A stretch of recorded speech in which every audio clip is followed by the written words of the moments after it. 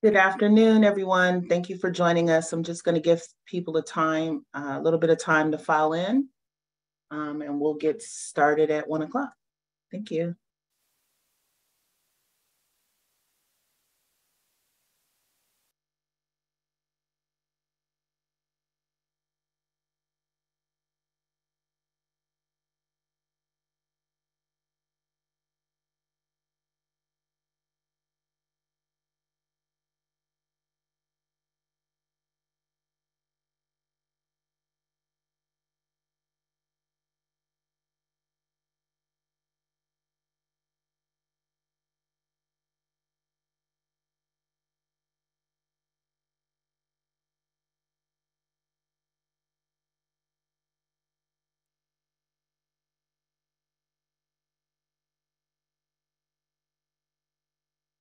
Okay, we'll go ahead and get started. It's 1 o'clock. Thank you, everyone, for joining us this afternoon for the Small Business Workshop for the Rail Systems Engineering Procurement.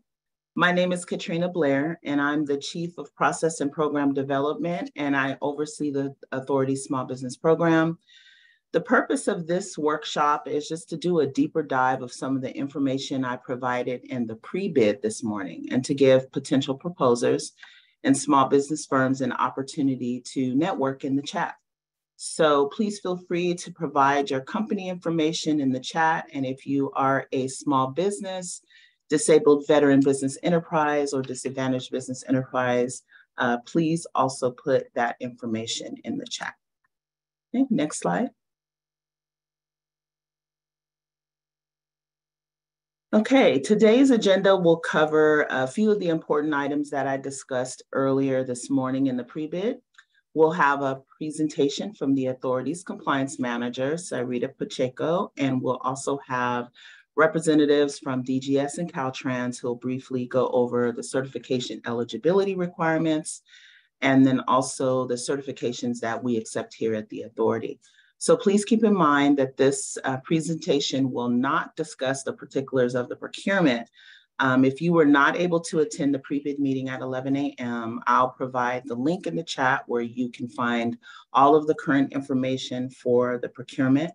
And later on, I believe either today or this week, sometime there'll be a recording of the pre-bid meeting. And if you have any questions that are directly related to the procurement, please make sure you send those questions directly to the procurement team at rs.es@hsr.ca.gov, and we'll make sure we put that email in the chat as well.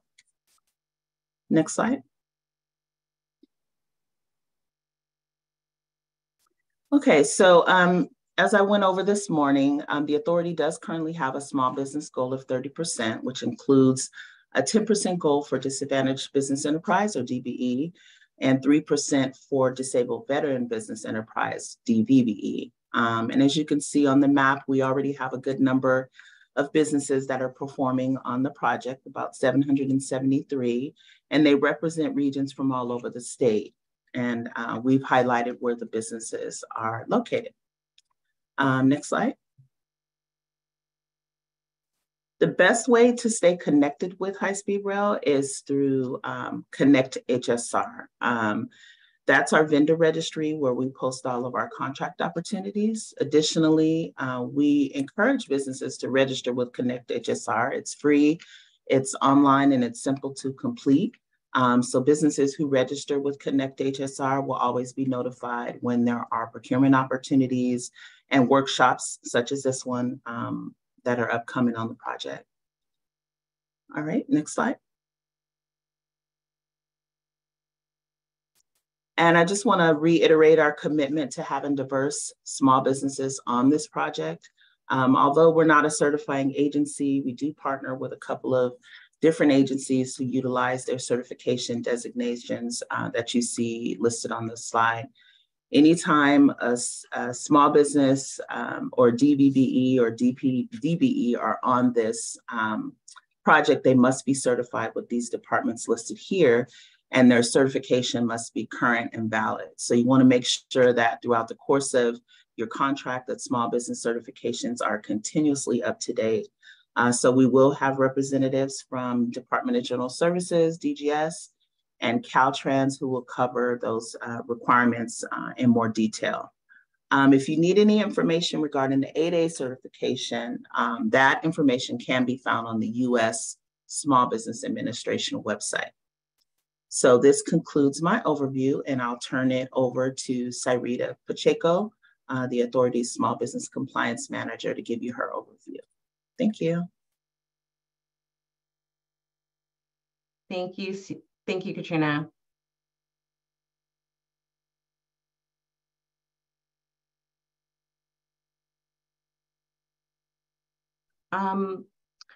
Once you win your award with the high-speed rail, you will be subject to a small business compliance goal, which Katrina spoke a little bit about. One of the first things that you'll need to do is to appoint a small business officer. This person will be the liaison between the authority as compliance group, that's my group, and your business. Your small business officer will have a few expectations. They will be expected to develop, implement, and monitor your business's small business performance plan. Additionally, they will act as the lead for your contractors and subcontractors regarding the small business program goals and objectives. This will include meeting with all small business subcontractors and ensuring their full understanding of the authority's small business programs reporting requirements, as well as the authority's small business program and their responsibilities and protections. Your small business liaison officers will also be responsible for posting a list of all small businesses that you will be working with on your public website, and they will have oversight on all on-site monitoring. Prime contractors are to allow access to the job site and the contract records whenever requested. In addition, small business officers will be required to attend quarterly meetings with the Small Business Compliance Unit, my team, regarding the overall utilization and strategies, and at least 2 of our Business Advisory Council, which we call a BAC, meeting each year. Finally, there is a lot of paperwork involved, and so it will be the responsibility of the small business officer to prepare and submit monthly, due on the 15th of every month, will be a Form 103 and a prompt payment and retainage report. But do not worry, should you be awarded this contract, we will meet with you beforehand in a kickoff meeting, and we'll go over these documents in detail.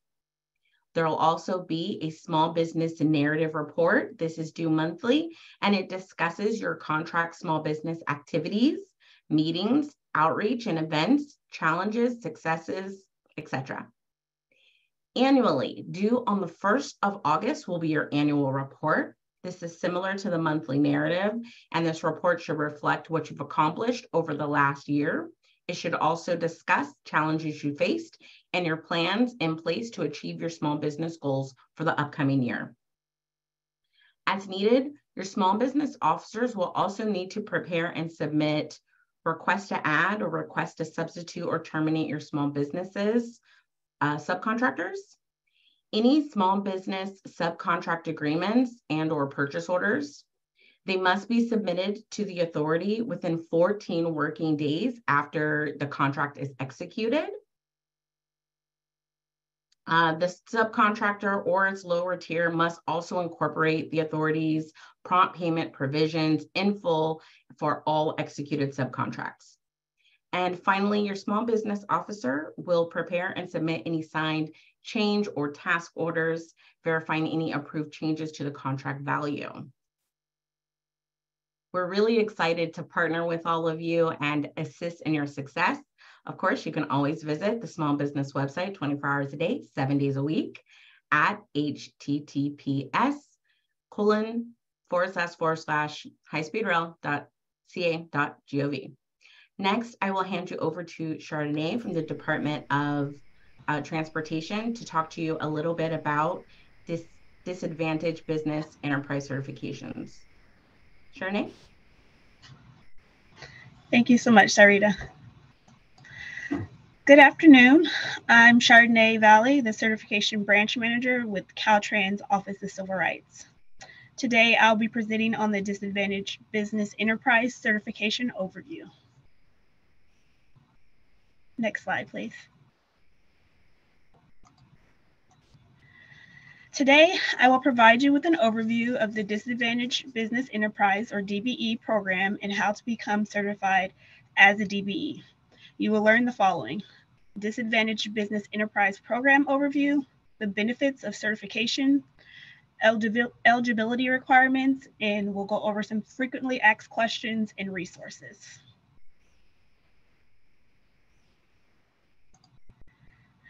So, a DBE is a for-profit small business that is at least 51% owned by one or more individuals who are both socially and economically disadvantaged. Also, the management and the daily business operations of a DBE business must be controlled by one or more of the socially and economically disadvantaged individuals who own it.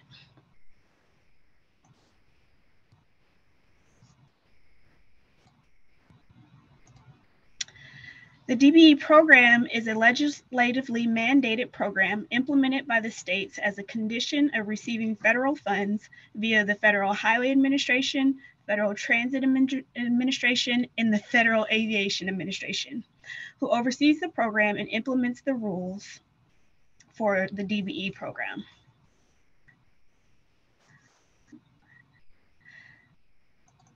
The United States Department of Transportation distributes a significant amount of federal dollars for transportation-related projects to recipients such as state and local governments, public transit authorities, and airport entities. The operating administration for federal transit and federal highway follow the CFR Part 26 rules, and the Federal Aviation Administration follow the rules under 49 CFR Part 23.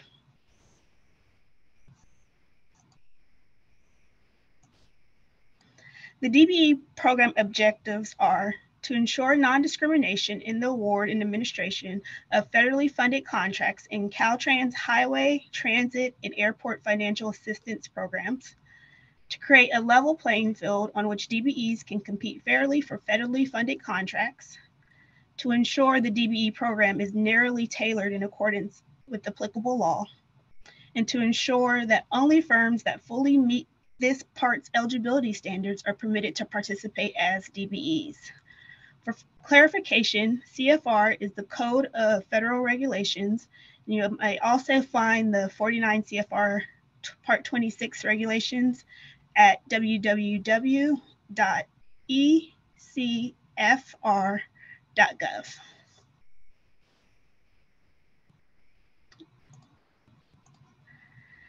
Now, here are some benefits of DBE certification. DBE certification is recognized by 900 local agencies in California. It expands opportunities to participate in federally funded contracts. You become accessible to prime contractors needing to fulfill DBE participation goal requirements. And you're listed in the CUCP database, which is available to all state agencies in the general public. And then there is training and networking opportunities, such as the one we're attending today. Moving on to the California Unified Certification Program. This is also referred to as CUCP.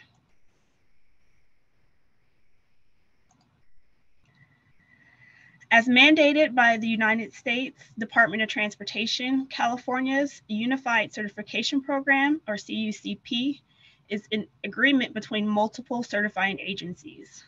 The CUCP provides a public database to find DBEs. You can also view competitors' profiles information.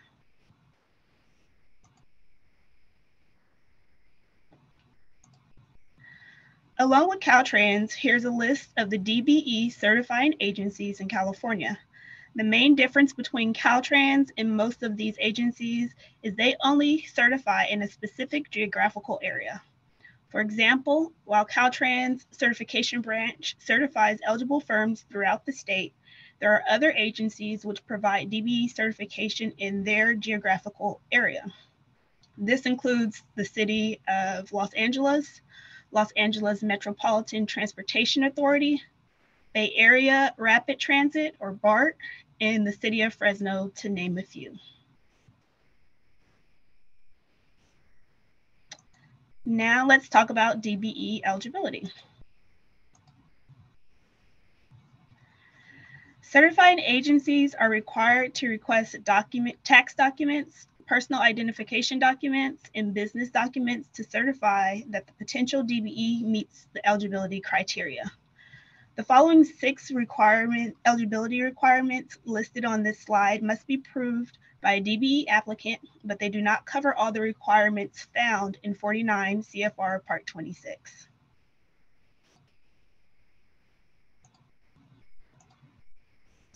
Social and economic disadvantage. USDOT defines socially and economically disadvantaged individuals as any individual who has been subject to racial or ethnic prejudice or cultural bias within American society because of his or her identity as members of groups and without regard to his or her individual qualities. This refers to the 6 presumptive groups who are considered disadvantaged by the federal government. These include Asian Pacific Americans, Black Americans, Hispanic Americans, Native Americans, Subcontinent Asian Americans, and women. If you do not fall within one of the presumptive groups, you can submit a narrative explaining how you are socially and economically disadvantaged.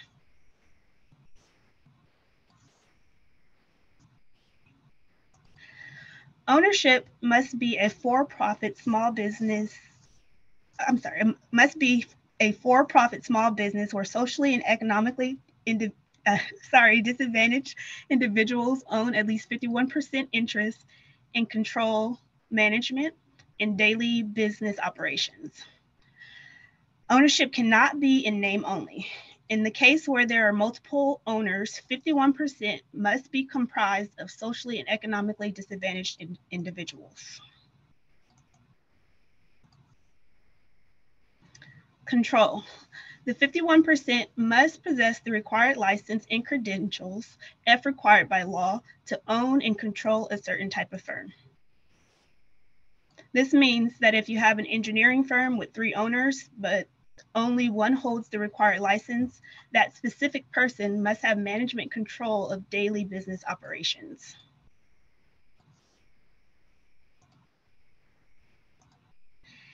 An independent business is one that the viability does not depend on its relationship to another firm or firms. This means that the business cannot be dependent on another firm to provide personnel, facilities, equipment, or financial support.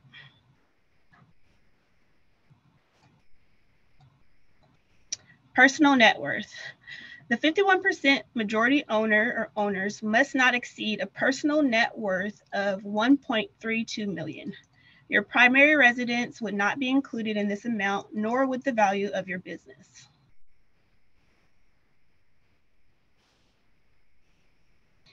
Business size standard. A firm's 3-year gross receipts average must not exceed $30.40 million for the DBE statutory cap. A firm must not exceed the 5-year gross receipt average for the SBA or the Small Business Administration size standard, and this number will vary for different industries. For example, 237990, other heavy in civil engineering NAICS code, this cap is $40.45 million. For some industries like manufacturers, there might not be a dollar amount, and the size standard will be based on total number of employees a firm has. The way a firm will be evaluated is through their tax information.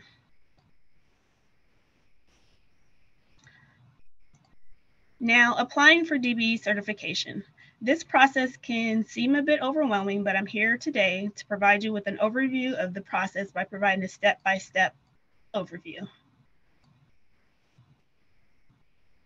The application process. The usual processing time is about 90 days after your application is deemed complete. However, if it is incomplete, the certification branch will reach out to you to provide us any additional documentation needed. The time clock will start once all required information is received. Once the DBE certifying office has received all the required documents listed on the document checklist, the application process begins. Your application will be reviewed by an analyst and an on-site interview will be scheduled. An analyst from the certification office will schedule a virtual meeting or visit your business or home office to conduct the on-site interview. The certification analyst will interview the majority owners and principals. Once the on-site interview has been completed, your file analyst, along with the certification manager, will decide on your application, and you will be notified whether your application was approved or denied. To apply for DBE certification, you can contact any of the CUCP certifying partners by clicking on their logo using the link provided on this slide.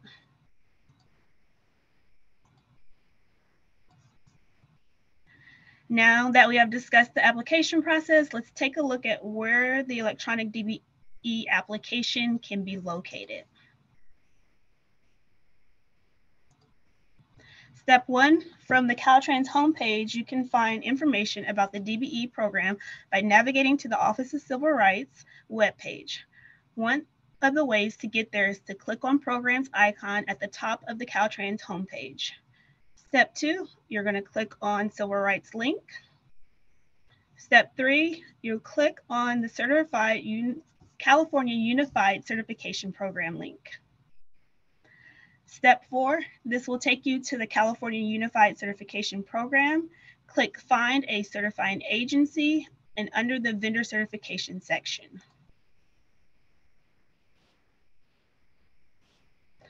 Step 5 is an online certification screen will populate. Here, there will be 4 certifying agencies in respective areas to choose from. Depending on the area or location of your firm, where your firm can work, for example, select Show Details under the section, Is your firm located in Northern California area? To choose Caltrans certifying agencies. Step 6, an additional screen will populate providing you with a list of the counties in that specific area. Click on California Department of Transportation. And step 7, you would click Apply for/Renew Certification under the Vendor Certification section. Once the online certification screen populates, click Create Account and begin following the prompts to answer all the questions. You have to create an account prior to completing the application. One thing to remember is you may already have an account due to working relationships with other agencies. Therefore, prior to creating a new account, it is always best to look up account and to ensure that you are not currently in the system. And this can be done by clicking on the Look Up Account link.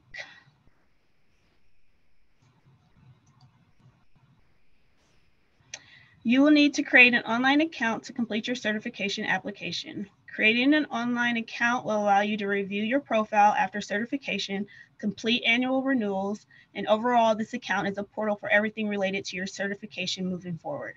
Now, in order to complete setting up your account, you will need the following information: your firm's tax ID, business information, contact information, and the contact person.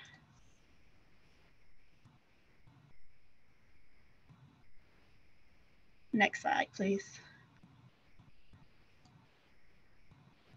Some important things you can remember: complete your applications within 90 days.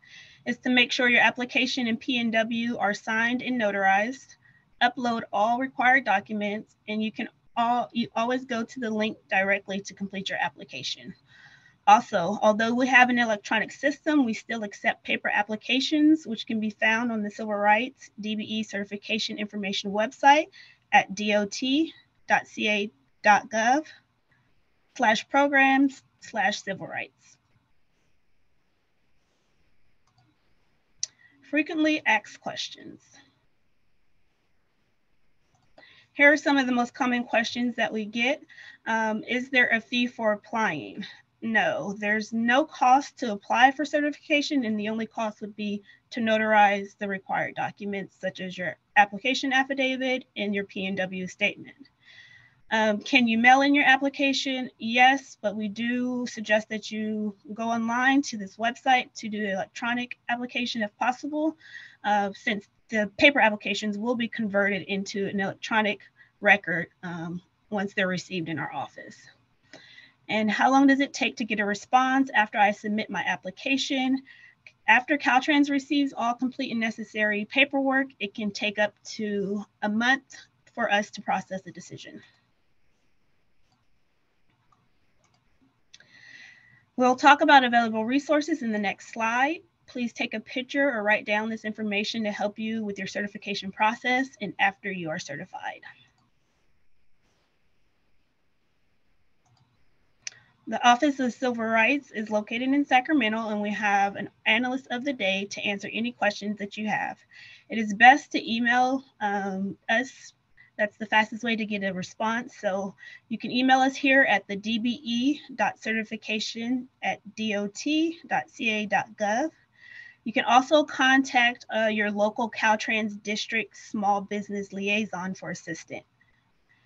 The USDOT program and DBE federal programs are great resources when getting started. Each of these websites are provided here on the slide for additional insight of the program. And at this time, if you had any questions, I'll be able to take any questions, or we can hold off to the end of the presentation. I do believe there's a time allotted for that as well. That's the end of our presentation. If you have any questions, please feel free to reach out to our office with the information provided. And thank you for allowing me to be here today. Thank you so much, Chardonnay. If anyone has any questions, please feel free to put it in the chat and we'll go ahead and get those questions answered. We'll turn it over to Matt Zweier with DGS for his presentation. Thank you, Matt.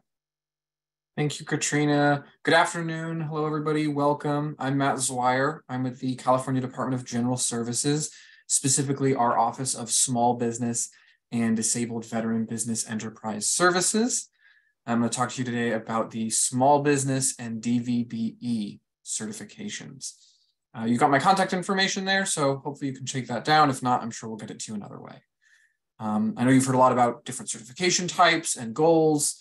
And so when you hear me talking, I'm talking about DGS specifically as a department, and then broadly kind of for the whole state of California and the departments that DGS covers.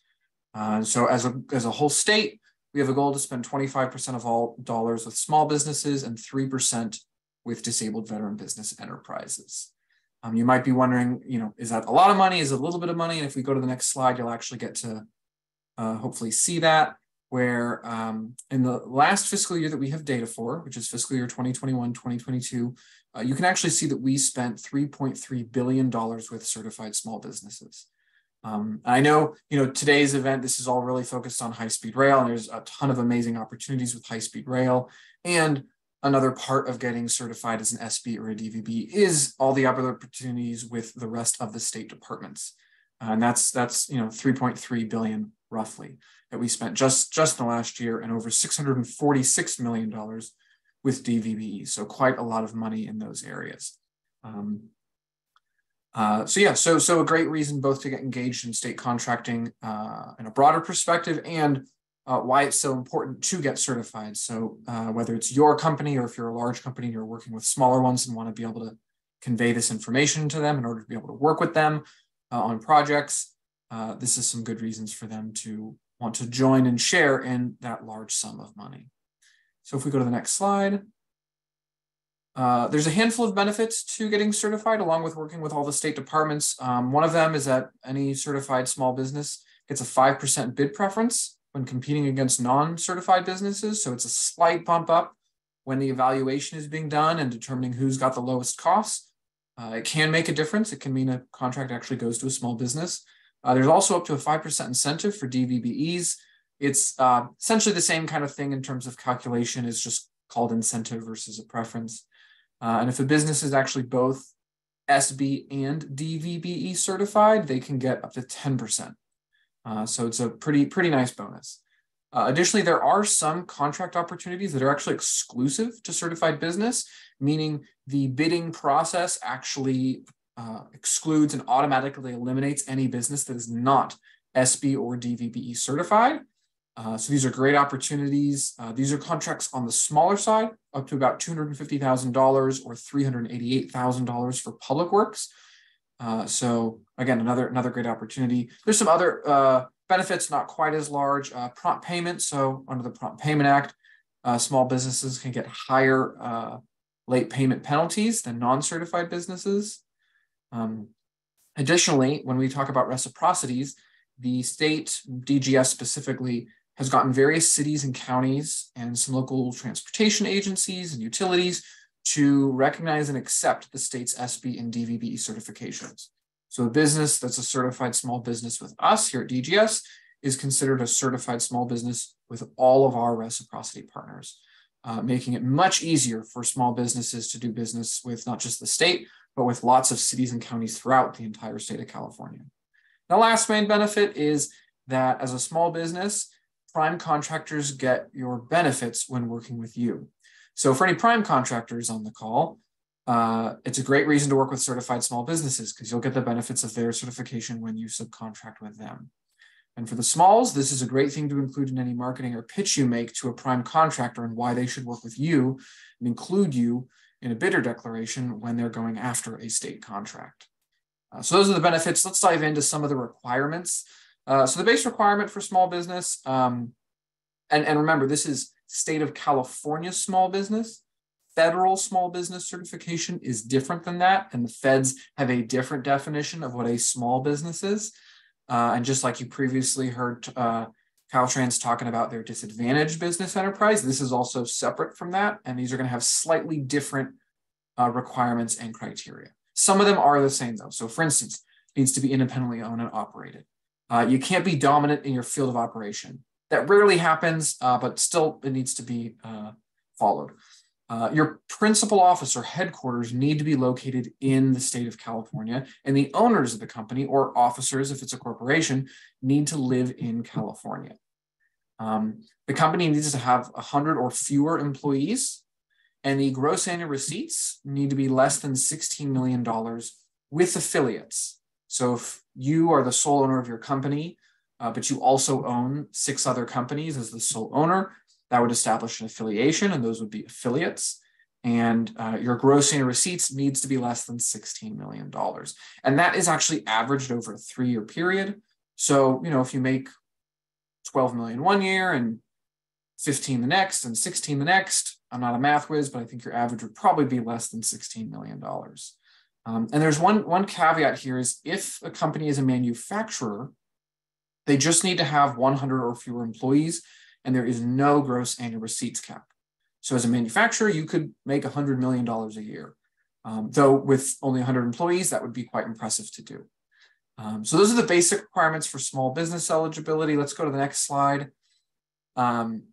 We also have what's called a small business for the purpose of public works certification. So it's very similar to the regular small business, but it's actually designed specifically for public works. And there's 2 criteria that are different. You can see them on the screen. The employee cap is higher, it's 200 employees, and the GARS cap is also higher, it's $37 million. Everything else is the exact same. Now, if we go to the next slide, you might be wondering, should you get both if you qualify? So the answer is no, don't get both certifications. So just get one of them. They provide the exact same benefits, except the small business PW certification only for public works. The SB certification is for everything, including public works. So if you're applying and you think, well, I make $10 million a year, I'll get the SB. And then I also do public works contracts. I'm a construction, I'll get SBPW. Just get the regular SB.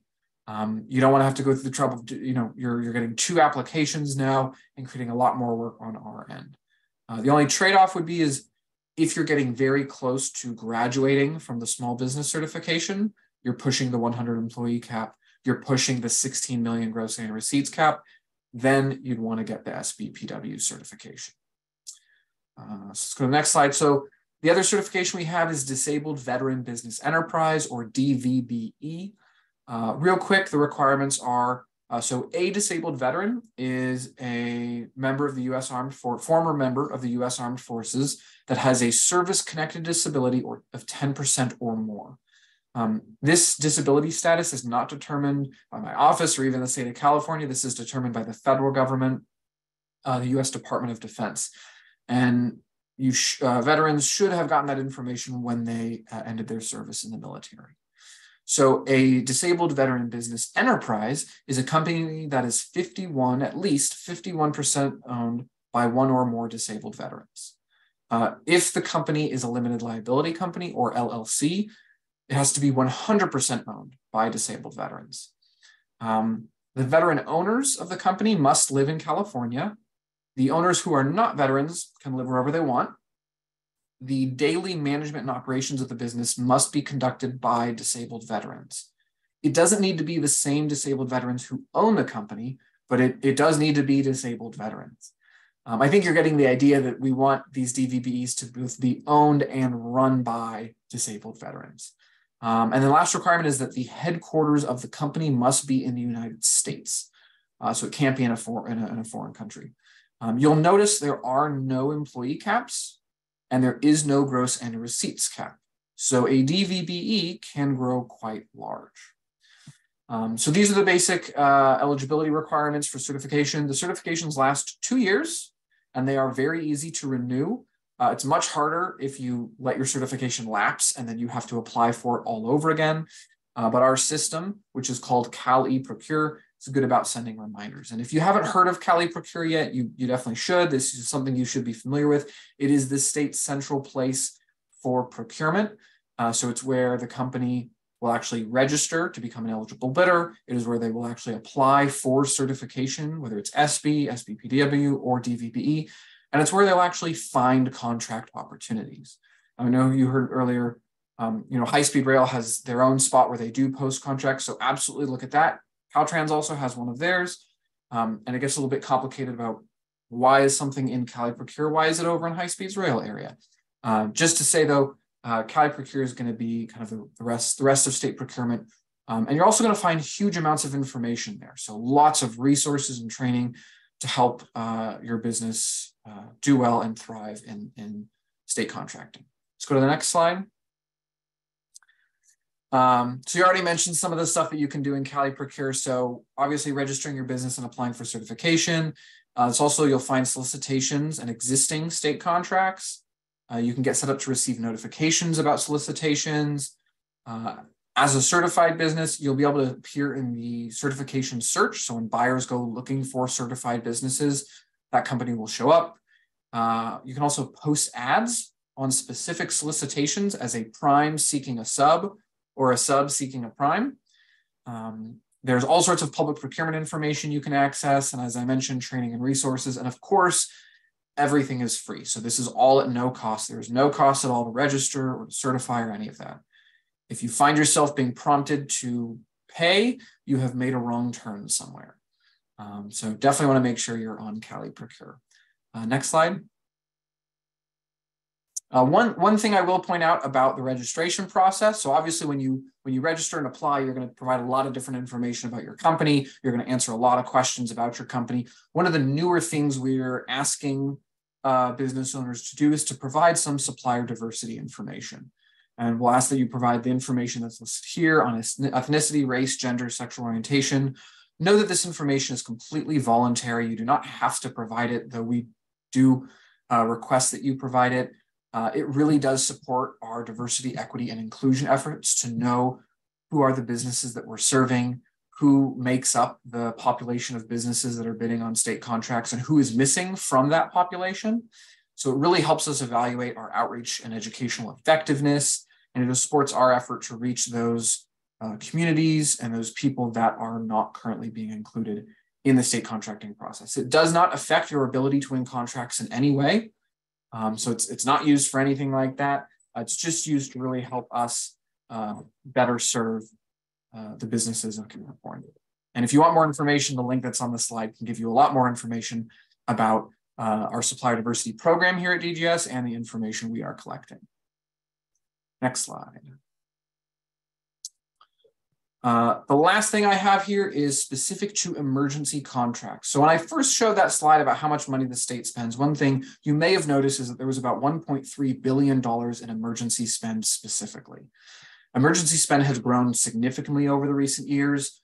We've had fires, we've had floods, we have a pandemic and other emergencies that are costing the state quite a bit of money. And we want to, as much as possible, include small businesses in emergency purchasing. Emergency purchasing is a whole nother world. It's very different than normal purchasing of products and services on a regular basis. And it is a bit of a challenge for certified businesses to get involved. But because there's so much opportunity, we want to make sure that small businesses are also participating. So we created the SB DVPE Emergency Registry, a special registry of certified small businesses and DVPEs separate from Cali Procure that buyers throughout the state can go to and look for businesses that can help out in an emergency. It's a wonderful tool. One of the most key and important things is that businesses, if they're going to sign up in this registry, they need to currently be ready, able, and willing to support the state in an emergency. It's very important to us that this registry only contains businesses that are very serious about supporting the state in emergency and can actually do it. So we ask, if you are a business that is merely aspirational at this point in time, maybe you've never done emergency work before, you're thinking about it maybe, we'd ask you to actually hold off and not register just yet. When you do feel that you are actually ready and you could really respond and help with an emergency, then yes, we'd like you to get yourself set up in there. Part of the way we help you do that is by having predetermined categories of goods and services the state purchases in an emergency. So as a business, you can see if your categories are not listed among the ones we have, the kind of work you do, then it probably isn't a good fit for state procurement. Because what we want is we want buyers to be able to go to the registry and trust that the businesses they find are capable and legitimate. We don't want, when there's a fire raging, a buyer to have to sift through businesses that can't really help out in an emergency just to find the ones that can. Here you see on the slide a preview, just a handful of the categories we have. This is not all of them. This is just a small snippet of it. Some stuff people don't realize, like debris removal, which usually doesn't help with responding to an emergency while it's happening, but helps with remediating after an emergency. So that is also included in some of our emergency work. Next slide, please. If you are going to get set up in the registry, there's a few things you need first. You do need to have your small business or DVB certification ID number. It means you'll first have to get registered in Cali Procure and get your certification through there. You will have to pick out specific emergency categories. We'll need you to provide a short description, like 1 or 2 sentences about the products and services you sell, your business address, and then of course, contact information, both regular day hours and emergency after hours. Emergencies strike at all times of the day and night, and buyers do not wait days or weeks in order to have a business take action and start doing work. So you might get a call at 2 o'clock in the morning or 3 o'clock in the morning, and you might be asked to start performing work without a written contract in place. Because again, when fires are rushing to a city, the state is not going to spend a week writing up a solicitation and then releasing it out to bid and collecting responses. So just important to have that information ready. Next slide. If you want some one-on-one assistance or help regarding any of the stuff that I've talked about and more with regard to state contracting, feel free to schedule a consultation with a member of my team. We have 4 categories there: intro to state contracting, Cali Procure registration and certification, how to update your Cali Procure profile. That's one actually businesses struggle with a decent amount to do it quite right. And then finding contract opportunities and more. So if you have questions outside of those 4 boxes, we can certainly help you with that. And I think the next slide is probably my contact info again. It is. So again, thank you so much for having me. I'm Matt Zweier again with Department of General Services. You should be able to see my email and phone number there in case you need to get a hold of me. Awesome. Awesome. Thank you so much, Matt. I appreciate you for joining us today. This concludes our presentations. Thank you to Chardonnay as well with Caltrans for providing such a thorough presentation and also providing additional opportunities for how you can connect with the state in general, not just high-speed rail. We are going to open it up for questions. So you can feel free to either use the chat where my team and I will be responding. We'll go over some of the questions that have already been asked. Or if you would like to ask a question verbally, feel free to use the raise your hand feature located at the bottom of the screen, and we will work our best to try and unmute you so you can answer the question. But I do see the question that we did have was, are we going to be sharing the presentation? And that's a yes. We will be providing the link to where you can get the presentation for today, as well as the presentation from this morning during the pre-bid. Let's see if we have any other questions. Let's see, should we reach out to the DBE specific resource phone number with questions about why our certification is taking so long? Yes, you can reach out specifically to Caltrans. Chardonnay, I believe, provided a contact information. Chardonnay, if you want to drop the Caltrans contact email in the chat for Michelle Sora, so that she can reach out to you all to find out about her status of her certification. Let's see if we have any other questions here. Thank you to those of you who put your contact information in the chat. On the main page for the recess procurement, I know they do share also the attendee list, so we'll make sure to point you all into the direction of that website.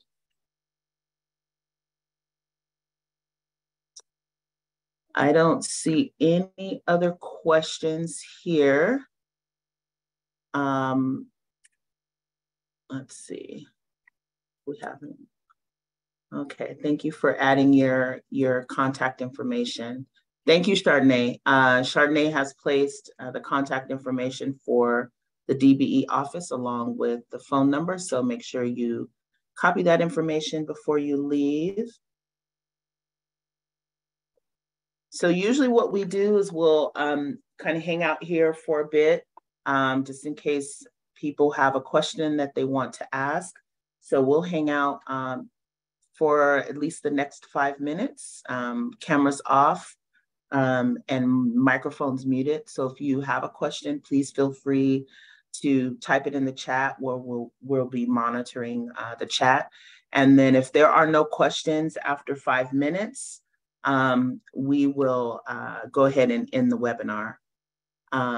Katrina, we have a hand raised for a question. Okay, wonderful. You want to bring them off of mute? So sure, I'm going to take them off of mute now. Thank you. Please feel free and ask your question. Thank you. Thank you. I just wondered, I'm a manufacturer rep for a company. They're not a big company. I mean, they're like less than 30 people in Buffalo, New York. And I wondered if I can apply for a small business. I mean, I'm working out of my house by myself. Can I apply for a small business or not as a manufacturer rep? Matt, did you want to take that question? He's talking about a small business, a California certified small business, I'm assuming.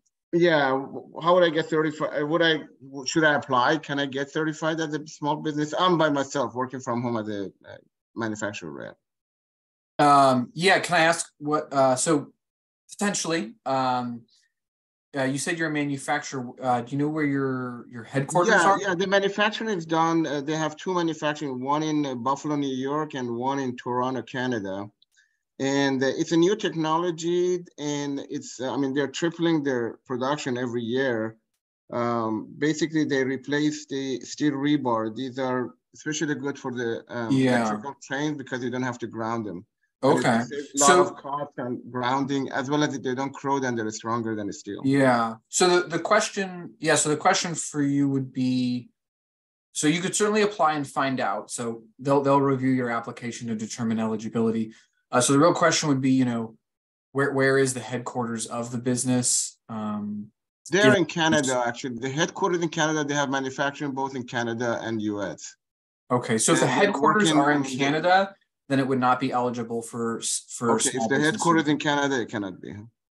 Yeah, the headquarters and all the owners or officers of the company must live in California. Oh, okay. The company, I mean, if I'm like a representative, I'm trying to sell their material here because it's a new material. and I'm Okay. getting working with Caltrans to get it certified and all that stuff. Okay. Well, yeah. So in terms of, and you could certainly sell your products to the state of California. You just wouldn't be considered a California small business in doing so. Okay. But you could still, and you should still register on But I'm a California California resident, so I cannot be. Okay, I see. Yeah, no, it would need to be the owners and officers of the company and the headquarters of the company. Unless I become a big, how about, I mean, I could set up business here and become like their distributor, right? Would that count or not? So that would depend.